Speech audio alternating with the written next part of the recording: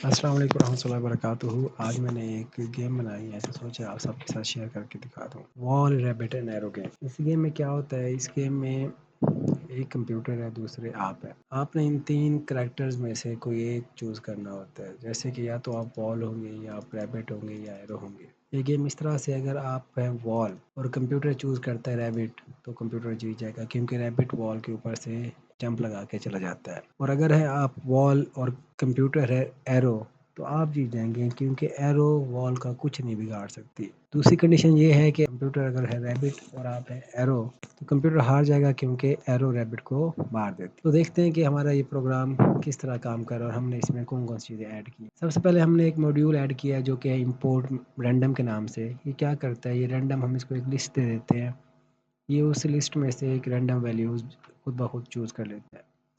जैसे कि यहाँ पे मैंने कंप्यूटर का एक वेरिएबल बनाया है, उसमें मैंने मॉड्यूल दे दिया रैंडम डॉट चॉइस 1 2 3, कि कंप्यूटर के जो वेरिएबल के अंदर ये रैंडमली कभी 1 चूज़ कर लेगा, कभी 2, कभी 3।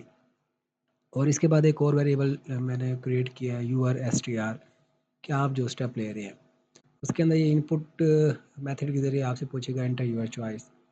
आपने इसको जो ऑप्शन देना है, या देना है W या R या A।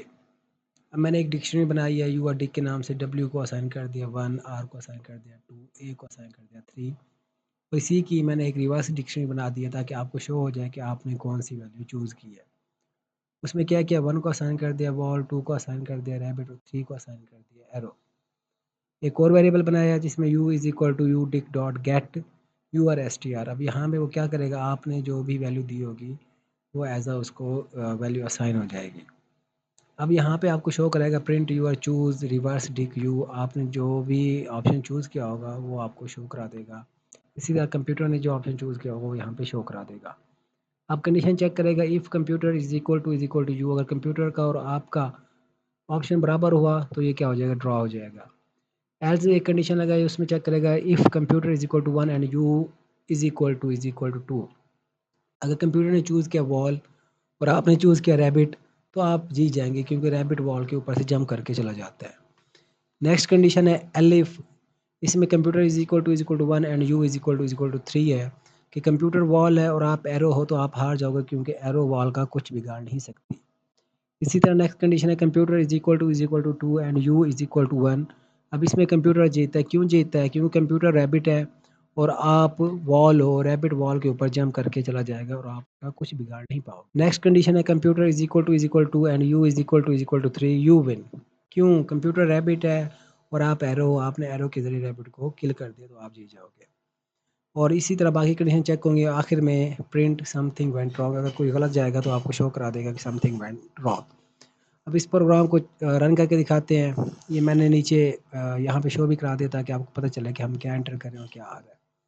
मैं जैसे इसको रन करता हूँ, ये मुझसे पूछेगा एंटर यूर चॉइस, पूछेगा एंटर यूर चॉइस, क्योंकि काफ़ी टाइम के बाद इसको रन कर रहा हूँ, इस वजह से टाइम ले रहा है। अब यहाँ पे वो कह रहा है एंटर यूर चॉइस।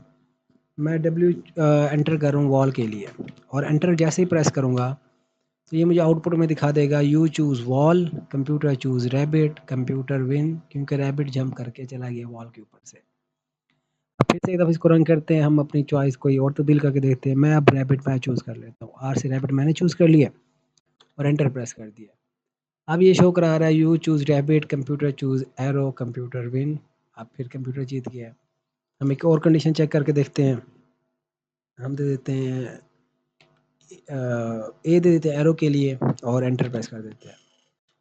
अब क्या हुआ है, you choose arrow, computer choose wall, computer win, और कंप्यूटर फिर से जीत गया। तो ये एक गेम बनाई है, और आपके मैं कमेंट और फीडबैक का इंतज़ार करूँगा, और आप मुझे बताएं कि ये गेम ठीक है, आपको समझ आई है और इसमें क्या इम्प्रूवमेंट करनी चाहिए।